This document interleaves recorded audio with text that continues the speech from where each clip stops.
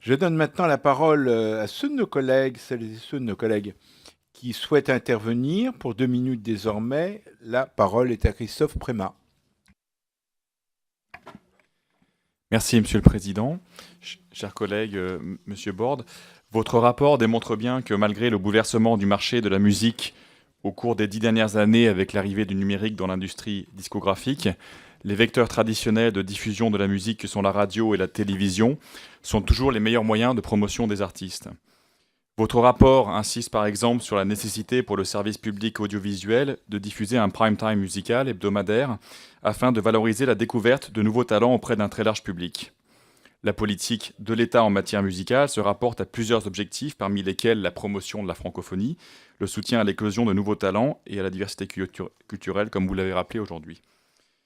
La musique à la télévision est présente dans tous les genres, émissions de variété, retransmissions de concerts, vidéo-musique, documentaires sur des interprètes, comédies musicales long métrage, magazines ou encore actualités.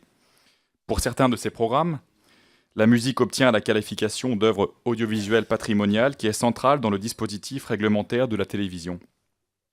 Le caractère très récent des négociations sur l'œuvre patrimoniale et son aspect encore fragile, ainsi que le long historique coutumier de la qualification de la variété, laisse à penser que c'est uniquement par des formats innovants, pouvant prétendre au rang patrimonial, que la filière pourra résoudre cette question et non pas par une évolution de la réglementation.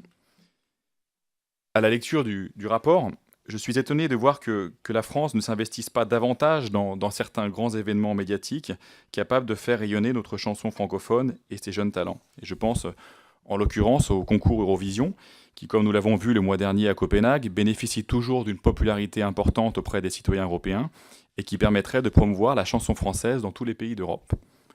Dans ma large circonscription des pays d'Europe du Nord, j'ai pu mesurer combien la préparation de l'Eurovision était vécue comme le moyen de faire émerger des talents locaux. Par exemple, dans les pays scandinaves et nordiques, les tours de sélection sont organisés dans plusieurs villes avec une forte visibilité médiatique.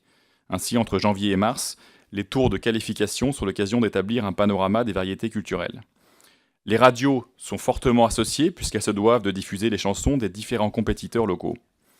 Alors, lors de la finale 2014, la télévision danoise, retransmettant en direct la finale, a raflé 90% des parts de marché.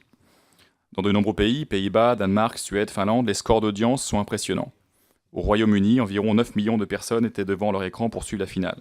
Alors certes, il s'agit d'un style de musique, plus souvent en anglais, mais l'engagement des radios et des télévisions au cours d'un tel événement me paraît essentiel pour l'image de notre chanson à l'étranger, et notamment la langue française est aussi une des langues officielles de ce concours. Je me demande donc s'il serait possible de réinvestir davantage l'Eurovision et revoir les procédures de qualification de nos candidats en y associant étroitement les radios et les télévisions, hein, donc, y compris les applications numériques qui sont liées, afin de faire surgir chez nous un intérêt pour cet événement particulièrement suivi et utiliser son potentiel de diffusion de rayonnement francophone. Je vous remercie.